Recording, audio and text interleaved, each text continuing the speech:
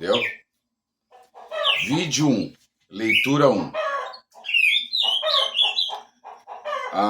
As origens do mundo e da humanidade. Eu vou fazer uma breve leitura aqui de Gênesis, porque o objetivo desses vídeos é ler as escrituras com uma nova percepção, né? Pela minha percepção do que está escrito. Tá? E eu quero compartilhar isso com vocês. Da criação ao dilúvio. No princípio Deus criou o céu e a terra.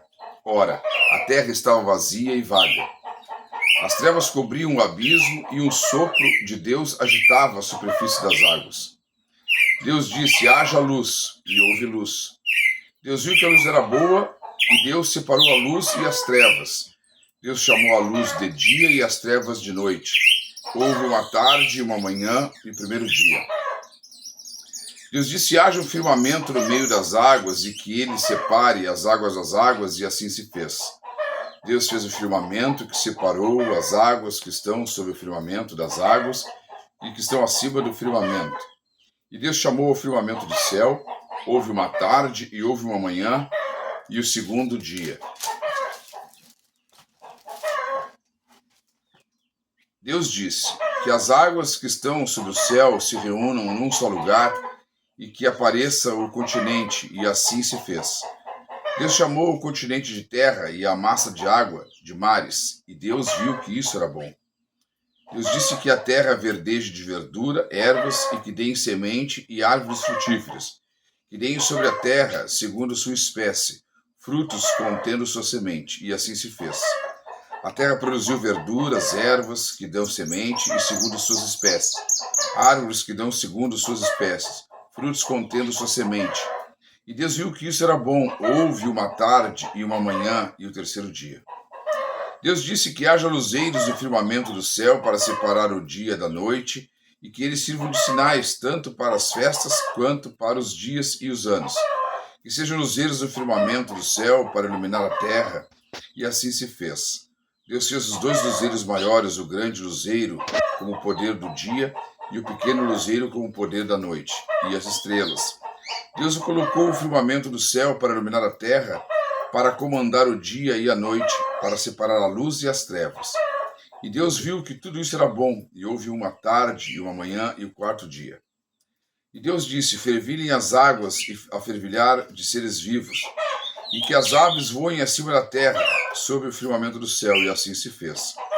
Deus criou as grandes serpentes do mar e todos os seres vivos que rastejam e que fervilham as águas, segundo sua espécie, e as aves aladas, segundo sua espécie. E Deus viu que isso era bom. Deus os abençoou e disse, sede fecundos, multiplicai-vos, enchei as águas dos mares, e que as aves se multipliquem sobre a terra. Houve uma tarde e uma manhã, o quinto dia.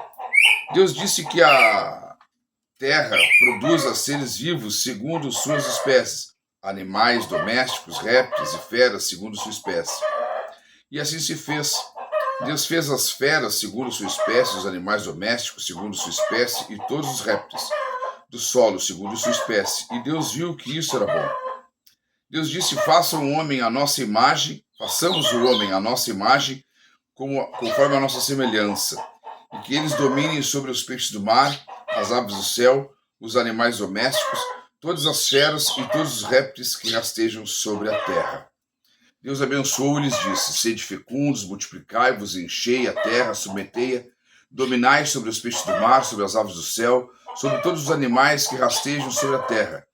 Deus disse, eu vos dou todas as ervas que dão semente, que estão sobre toda a superfície da terra, e todas as árvores que dão frutos, que dão semente, isso será vosso alimento. A todas as feras, a todas as aves do céu, a tudo o que rasteja sobre a terra, e que é animado de vida. Eu dou como alimento toda a verdura de plantas, e assim se fez. Deus viu tudo o que tinha feito, e era muito bom. Houve uma tarde e uma manhã, e o sexto dia. Até aqui. Aqui nós lemos o primeiro capítulo de Gênesis, né? Uma parte para muitos polêmica, né?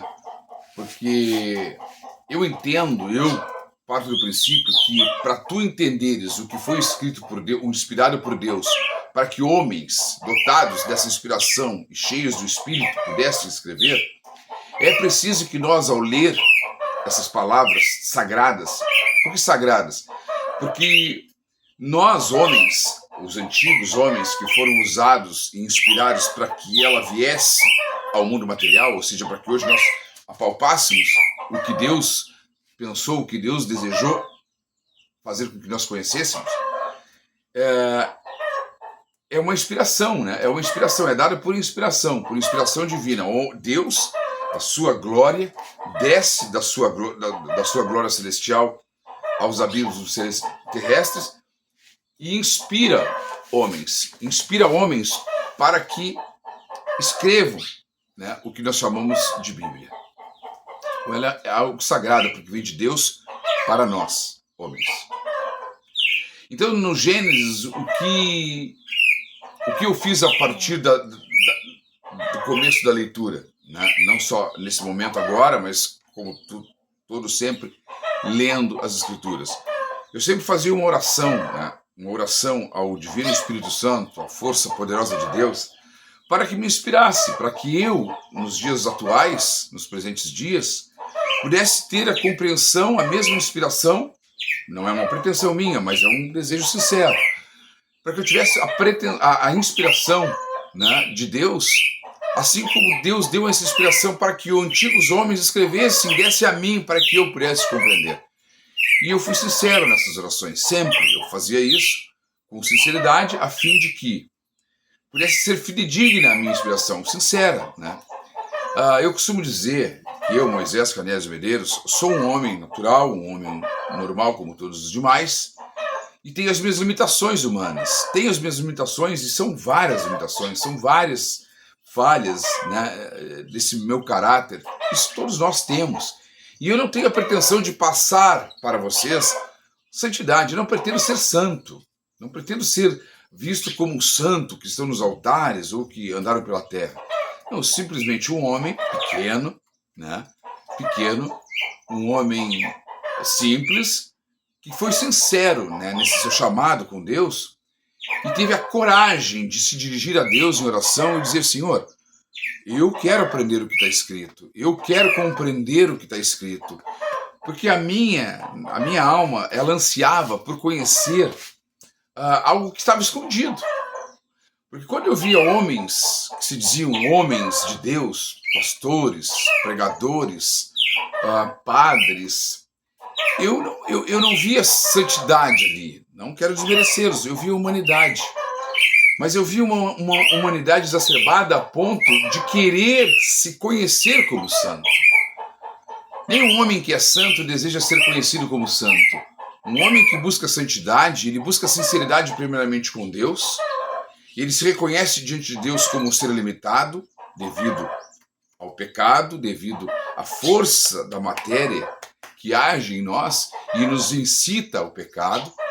Então, eu acho que o homem, tanto que os homens de Deus na antiguidade, eu me espelho em alguns, mas principalmente em Jesus, eles se reconheciam como humanos falhos, eles não deixavam subentendido a sua materialidade. Eles se reconheciam como seres materiais, como seres limitados, e eles reconheciam que o único capaz de fazer transcender a matéria e dar lugar ao Espírito, que é o que realmente nos conecta a Deus, é a sua sinceridade, é a sua humildade, é se reconhecer como pecador, se reconhecer como limitante, como ser limitado, mas disposto a transcender esta realidade. Isso que eu tenho feito ao longo da minha vida, né, ao longo da minha caminhada, até que Deus um dia me chame. Eu quero ter essa postura. Eu quero agir sem hipocrisia, eu quero ser sincero, eu quero ser honesto, porque eu acho que é no caminho, é na nossa caminhada que a gente vai crescendo, e a gente vai se moldando, e a gente vai evoluindo, né? E somente um coração sincero, eu sempre pensei dessa forma, um coração que se coloca no seu devido lugar e é sincero, humilde para reconhecer a sua limitação, abre a porta para que Deus possa agir com inspiração. O soberbo, o orgulhoso, a pessoa que trata com as coisas de Deus de uma postura muito humanizada, né? que ele não vai conseguir. Ele não vai conseguir com orgulho, com vaidades, enfim. Ele vai conseguir ter essa conexão. E eu estou buscando essa conexão. Tá bom? Muito obrigado.